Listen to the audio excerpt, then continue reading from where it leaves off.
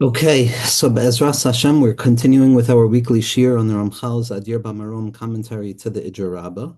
And we're continuing with the radical secrets that the Ramchal is being megala to us in terms of the emergence of the infinite light back into the Chalal HaPanui and the preparation stages for the development of Adam Kadmon. Now, Adam Kadmon, the first instantiation of worlds in order that rests between the realms of the infinite and the future finite worlds of Atzilus, Bria, Yitzir, and Asiya, is an in-between stage. It's an in-between process wherein the infinite light gets reduced so that it can descend downwards in imaginable ways.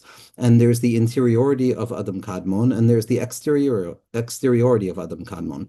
And we know from the Arizal that ultimately what we begin to see is that the lights from the inside of Adam Kadmon begin to emerge outwards by way of the chushim, by way of the senses. So there's going to be something referred to as oros ha'oznayim, the lights that come out of the ears of Adam Kadmon, so to say, and the oros of chotem and the oros of peh. And those processes of ozen, chotem, and peh, the chushim of Adam Kadmon, wherein the internal light, which is not subject to our discussion by dint of its infinite nature, begins to emerge onto the scene of graspability. That's the process in which we're processing right now. We're moving from the realms of the infinite down through the in-between territory of Adam Kadmon, which then will allow the light to descend down in manageable ways. So we said that really this territory of Adam Kadmon, this lofty, lofty light, the highest world imaginable, when looked at from the perspective of Hashem's perspective, all that it represents is a vav and a hey, because the halal represents the tzimtzum, that represents the hay, and the emergence of the kav, that ray of infinite light, back into the halal represents the vav. Now, these two letters, vav and hay, represent the two stages in which creation begins to take shape. First and foremost, there was the immature stage, that feminine quality of igulim, where all things began to enter into the halal by way of equidistant processes where everything was seen as unified, just like a circle where every point is equal distance to the center point, and there's no gradations of hierarchy, there's no left, right, or center. And that was the first stage of the halal, which was the igulim, the circles.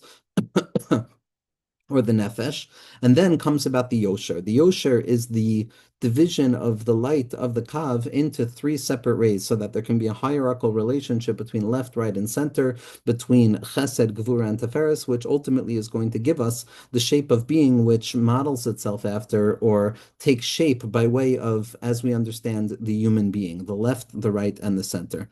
But we also said that ultimately there's only a vav hey in this halal. We don't have the yud k. Where is the yud k from? We only have the igulim and the yosher. So the Ramchal taught us that ultimately the yud hey is not something that enters into conversation. The yud hey is the transcendental element of chachma and bina, which never really enters into the scene, because any time that I lay claim to grasping it, so it loses its transcendental quality. And any time it remains transcendental, I can't name it. And therefore, we're stuck between a rock and a hard place, so to say, that we have a vav hey in need of a yud k, because you can't have a vav k without a yud k. But at the same point, we can't lay claim to ever having a yud k that enters into conscious grasp, because that would negate the nature of its yud k-ness, which is its transcendent quality. So what the Ramchal teaches us is that ultimately embedded within each and every vav k, which is the zayin tachtonim, which is chesed, down through malchus, which represents that which is graspable and revealed to us, there is a latent form of the gimel ration, of the yud k, of keser chachman bina, that once we refine the vav k, once we descend down into that limited economy of the Zayin Tachtoinim, of Chesed through Malchus, which appears to be devoid of the transcendental illumination of the Moichin, nevertheless, we come to find that there's a latent Yud K that's buried and embedded within the Vav K, that every Vak ultimately has a gar to it. We see this by the Hechalos, that really there's only 7 Hechalos, but we also know that there's 10 Hechalos. So how does it happen? That the highest Hechal, the Hechal of the Kodesh HaKadoshim, ultimately contains 3 within it. So every 7 has a latent 3 within it that reveals that it's also a 10. And so too here, that even though all we have is a Vav K, nevertheless, embedded within the Vav K is a Yud K. And when we refine the Vav K and we reveal that there's a Yud K within it, then we uncover the Yud K Vav K. Now, this Yud K that we're discussing, says the Ramchal. We have to be very clear. It's only the hamshacha of the moichin down into Vavke. We never have access to the purity of the Yud-K. The Yud-K reveals itself in its transcendental distance, which never enters into the realm of conscious grasp. To grasp it would be to magshim it, to make it minimized and congealed within limitations that should not be applied to it, God forbid.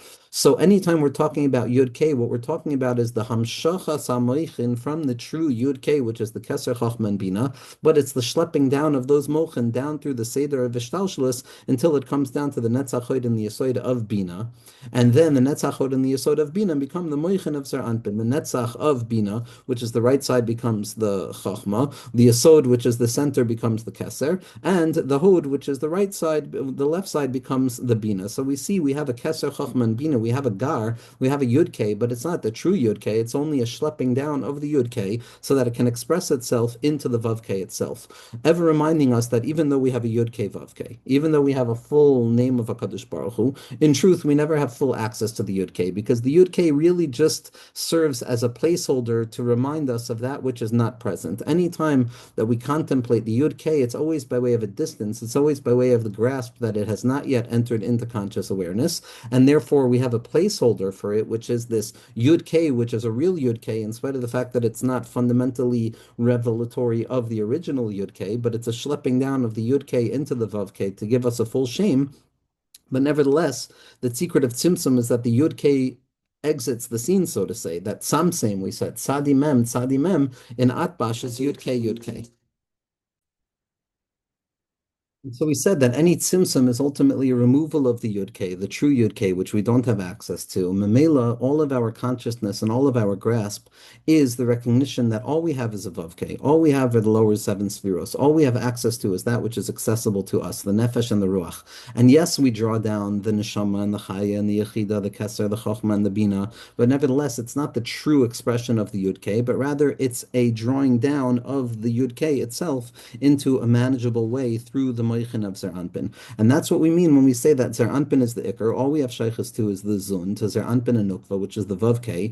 But because the Vav K has a halacha that by definition it has to have a Yud K embedded within it, so then we have the full name of the Shem Havaya, the Yud K Vav K. And the Ramchal is going to continue being masbir to us how this all works and how this all develops. So again, the Ramchal wants to help us understand how it is that even though the very beginning of all things, which is the world of Adam Kadmon, gives us a full Shem Havaya, even though all we have there is a Vav-K. So the Ramchal is going to explain how these two letters, the Vav-K, the lower expressions, ultimately split up and they create the Yud-K.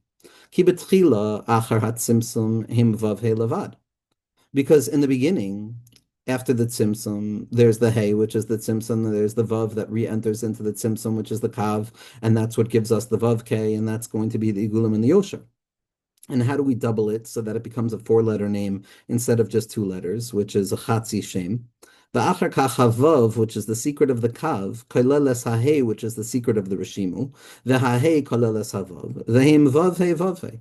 But there's a klal in Kedusha, there's a klal in Ruchnius, that any time that there's a relationship between something, both parts contain within themselves the potential of the other part. So, for example, you can have a man and a woman. You have a zachar and a nekeva. The zachar has a zachar and a nekeva within it, and the nekeva has a zachar and a nekeva within it. So that instead of just looking at it as two, as a man and a woman, so you have within the man the element of the man, and the feminine quality of the man within the man, which is the man and woman of the man. And then on the feminine side, you have the feminine quality within the feminine side, and then the masculine quality within the feminine side as well, so that what was originally just a binary opposition of masculine and feminine has now split itself open into a quadrant of a four-leveled expression, which is the masculine and the feminine of the masculine, and the masculine and the feminine of the feminine, which gives us four. So this is the same thing that happened in the emergence of the creation of the worlds. We have a vav and a hey.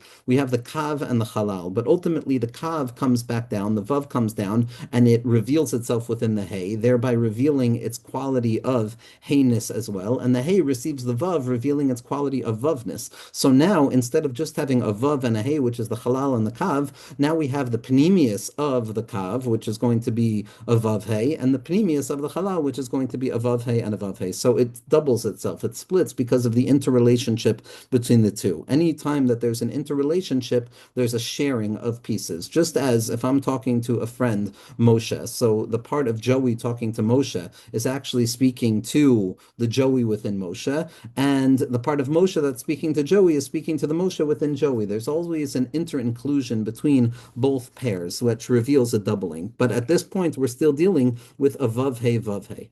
So we now have four letters, but we're still missing the Yud K because we still haven't drawn down Moichin. All we have is the Kav and the Rishimu. Acha emes shahavav he harishain nishar besoid Yud K biyachas havav he habez. V'havav he ha'acher habez besoid vav he.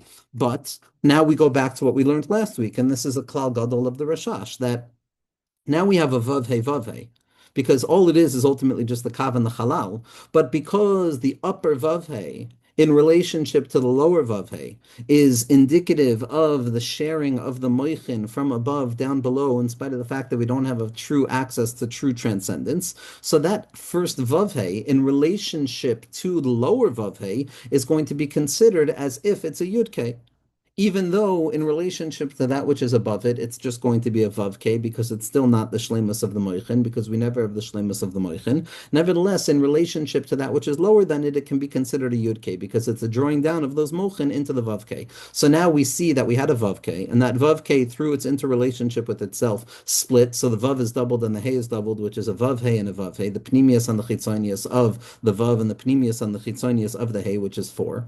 But because the pnimius and the chitzonius of the vav in relationship to the pnimius and the chitzonius of the hay is as if it represents that transcendental realm, so now we're going to look at it as if it's a full shem havaya. So it's going to be a yud k vav k, that the first set of vav k in relationship to the second set of vav k becomes yud k, and the second set of vav k remains vav k. So we have a yud k vav k. V'hainu pnimius v'chitzonius the yoshar, which is the secret of the yud k, and the pnimius and the chitzonius the igulim the nikraim vav k. The lower vav k, which represents the igulim, it splits open and it has a vav k, it's doubled over. That's lower yud k. But the yoshar, which represents the hamshachas hamoichin, is going to be seen as a vav k itself. Aval kivan shenechla kametzias ledalid bechinos eile as nishlemu kol hadalid bechinos b'shnei hachalakim v'nimsa yud k vav k b'yoshar v'ikro yud k v'yud k vav k b'igulim v'ikro b'vav k. But nevertheless, we see that we now have a full expression of the shem havaya, even though the upper vav hey is only going to be relatively considered as the yud k by dint of its relationship to the lower vav k. Nevertheless, we have a full shlemus. The ikr lefi zeba hanhago hu shem yud ki ikra kol b'yosher v'igulim nimshachem acharav. But what we have to look at right now is that even though the Yud K is not really a Yud K because it's really just a Vav K, but in relationship to the lower level of Vav K, it's considered a Yud K, by dint of the fact that it's a drawing down of the Moichin, in spite of the fact that it's not a true expression of the Moichin. As a result of that, we can say that the Ikar Hanhaga, because it's the Yoshar, the main way in which HaKadosh Baruch Hu reveals himself to us and to the world is by way of the gradations and the measures. So then the Yud K, even though it's not a real Yud K, is going to be considered the main place that we have access. Vine beheyois hapegam shasitra achra oichezes hine achizaso hu besod vav ke levad. But because the Yud K has certain qualities and it can't be defiled because it represents the Keser, the Chachma, and the Bina, so then anytime that there's an achiza of concealment, anytime that the world doesn't appear to be moving in the way that it needs to be moving, so then the achiza of the Sitra Achra is always on the lower parts of ourselves, on our Zayin Tachtonim, on our Midos. But the Sitra Achra never grasps that which is beyond the Midos, and therefore all the Sitra Achra has, all concealment has the ability of grabbing hold of, is the Vav K, that 11ness, those 11 spices of the Ketores, and the 11 days in between Har Seir and Har Sinai, and the 11 alufim of Esav, all of those 11s, which is Kol HaMoisif Goreya, they are applied to the Vav K, and that's where the Sitra Achra has an achiza. And as at that point the Vav K is concealed, and all that remains is the Yud K, and that's the secret of Kiyad al Kes Ka, that the Yad of the Sitra Achra, so to say, is concealing the fullness of the name, and all we have access to is the Yud K, which is that relative positioning of the transcendental ideals of Keser, Chachma, and Bina, in spite of the fact that the Vav K is covered over. But when we have the ability of refining and cleansing the lower elements of the midos from concealment, so then it becomes a full Shem Havaya. But as we hinted to last week, in the end of the day, when the Vav He is refined and it's shown to also be part and parcel of the infinite expression of a Kadosh Baruch Hu's light, which can never actually be fully grasped. And that down here, we come to find that we can't grasp down here as much as we can't grasp up there, because at its core, everything is reflective of the infinite light of a Kadosh Baruch Hu. And Amarti Achakmevi Rechoikim Mimeni, I know nothing. In the end of the day, it's all going to be Yud K, Yud K. That's Bayom Hahu Yeh Hashem Echad U'Shmo Echad. Yeh Hashem Echad U'Shmo Echad. That's the Zivug Shabi Oile Yafe, because it's no longer going to be Yud K Vav K with being Miyached with Adnus, which is 26 plus 65, which is 91, which is the gematria of Amen, but rather it's going to be Yud K, which is going to be the gematria of 30 being Miyached with 65 with Adnus, and that's going to be 95, which is the gematria of Yafe, which is the secret of the Zivug Shabi Oile Yafe, that every time that there's a Zivug, we're davening that it's going to be the full expression of the Zivug, which is the true revelation of the Yud K that's inherent within all things, the transcendental infinitude of HaKadosh Baruch Hu. The Sharish Kol Inyan Hazehu Avav He Arishon Levad V'Hai Ben Hetiv. But in the end of the day, the first instantiation and the first point at which all of this process grows is the first Vav He, the lower quadrant of the Vav K, that then doubles and it becomes a Vav K, and the first set of the Vav K then becomes a Yud K, and then the lower set of the Vav K gets concealed, and all that remains is the first set, which is the Vav K that became a Yud K, but in the future it's going to be a Yud K, Yud K. Lefi HaSeder Hazeh. According to this order, we have Adam Kadmon that has been set up with its pnimius and its chitzonius. There's 4 osios in the pnimius, and there's 4 osios in the chitzonius. And all of those 4 osios break up into 4 different shemos, which is going to give us access to the next sugya, which is going to be the lights that extend and emerge from within the orifices and the senses of Adam Kadmon. This Yud Ke Vav Ke is going to split itself up into 4 different levels. The Yud is going to be the Shem Havaya of Ab, the Hey is going to be the Shem Havaya of Sag, the Vav is going to be the Shem Havaya of Ma, and the Hey is going to be the Shem Havaya of Ben. Aval Kivan Sheshamata She'en Yud Ke Nekroim Afil Ba'oisios Elu. But even though we already revealed to you, says the Ramchal, that the Yud Ke is ultimately not really the Yud Ke, because that Yud Ke is concealed from us, and in truth all it is a Vav Ke that borrows the name Yud Ke, because in relationship to the Vav Ke it represents a notion of drawing down Moichin. The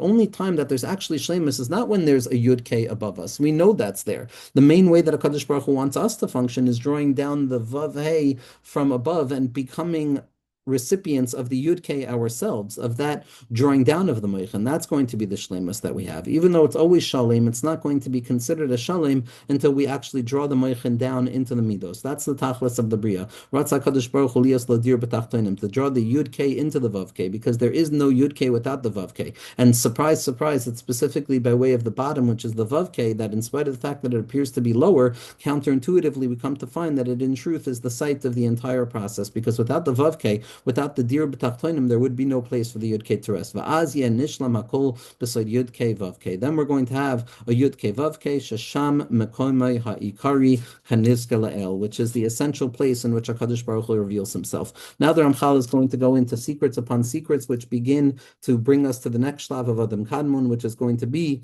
the place in which we really uncover the way that Hashem functions with us in this world and how we function with Him. Amnan sarach sheteda. What we have to know is ki hakav hanichnas bechalal. So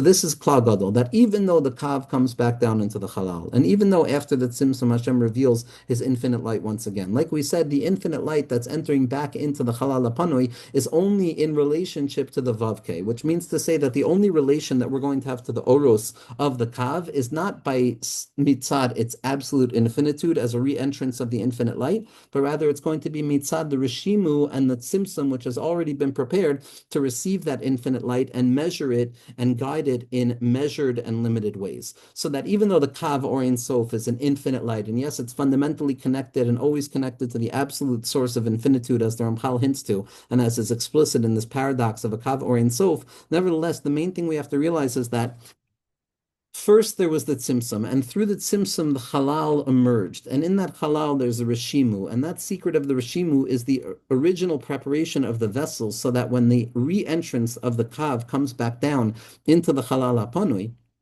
so now that kav is already meeting a certain preset stage in which the light is going to be revealed, because we're never dealing with the light of the kav b'fnei atzma. The light of the kav b'fnei atzma, which is revealed by way of kivoy and lishuascha kivisi Hashem, as the Ramchal is masbir, ultimately it finds the deepest expression when it re-enters into the halal panui. That's the goal of the kav, because the goal of the tzimtzum was to ensure that there could be a measured place in which the infinite light could be revealed. If it weren't for the tzimtzum with the reshimu, then that kav would have no measure. It would just revert back to absolute infinitude. So that's what the Ramchal means when he says that when the kav re-enters back into the halal, it doesn't activate itself and it doesn't act in accordance with its own potency, which is infinite light, but rather in accordance to the preparation that has been prepared by it by way of the irreducible trace of the infinite light that is there to receive the kav. That exists within the halal. V'zeh soid gadol, and this is a tremendous secret. Aval hitzarich loy biur rachav harbe, and we need to explain this in a very extended way. Ki be'emes zehu goyrim inyan habachira v'pu'ulos ma'aseh adam she'ein hamashpia mashpia lefi bechinas atzmoi ela lefi bechinas hamakabli mimenu. This is the fundamental stage in which the purpose of creation is set up. The goal of creation is so that we can be bali bechira, and that we can choose to reveal the light through our own volitional behavior, that HaKadosh Baruch Hu has given us the room to act as if it's fundamentally real. And Hashem wants our bechira. Hashem wants our accessing of the vavke. And therefore, it's only because the kav operates in accordance with the reshimu and the tzimtzum that the kav, the light of infinite light, is going to be measured and it's going to be separated into various parts, and it's not going to inundate again, and it's not going to be overwhelming. If the mashpia, which is the bechina of the kav, is mashpia in accordance with the greatness of what it has and the infinite nature of its capacity to give over, so then the makabel would be mavutal and the makabel wouldn't have any access to it. It's only because the mashpia is mitzamsem himself, lefi the makabel, in accordance to the reshimu, is how the kav is going to be revealed, so then there's going to be room for bechira. The hasoid hazen is parish b'maimer, and this secret is revealed at the beginning of the Zohar HaKadosh. B'reish harmanusa demalka golef gilufa b'tihir ilah. At the beginning of the original desire of the Kadosh Baruch Hu, the king, and to create existence, HaKadosh Baruch Hu began engraving engravings by way of the kav hamida, by way of the butzina de kardunusa. What are these engravings? Well, these engravings are the furrows. They are the flow points in which the infinite light is going to re-enter into the reshimu, and it's going to find the pipelines, so to say, that have been created there, that have been engraved there, so that the light can now express itself in manageable and pinpoint ways. Ki besoid gilufim ha'ela. What are these engravings, these pipelines of engraving, these lanes of expression? Hukamomisha choifer naharos lahoilech behem mayim. It's like someone who is creating rivers, someone who is digging rivers and flow points so that the waters can flow through them in accordance with their preparation. And then the light and the water is going to be forced to express itself downwards in accordance to those furrows of those rivers that have been furrowed. So too, the Rishimu in the time of the Tzimtzum, what it was the development of the territory in which the infinite light of HaKadosh Baruch Hu was going to express itself in accordance with HaKadosh Baruch Hu's Ratzon. Shahakav mispashet bahem. That the kav, when it re-enters into the halal, it's not just finding an empty space, but it's finding the very beginningness of the shape of creation, the beginning of existence. And then that kav is going to flow in accordance to the preparatory stages that have been prepared beforehand, so that that light is now going to be shown through particular directed pathways. These are those engravings. What the general principle of tzimtzum did, it's referring to a gilufa, it's a glyph, it's an engraving, it's the emergence of a shape. And then when the kav re-enters into the halal and it extends down those various furrows and those particular rivers, the Nahar Yotzei Eden, so then it emerges in particular colors and shapes. But this is a fundamental klal, that we're not dealing with the kav or Ein Sof b'fnei atzmo. We're dealing with the kav or Ein Sof as it expresses itself through the Rishimu.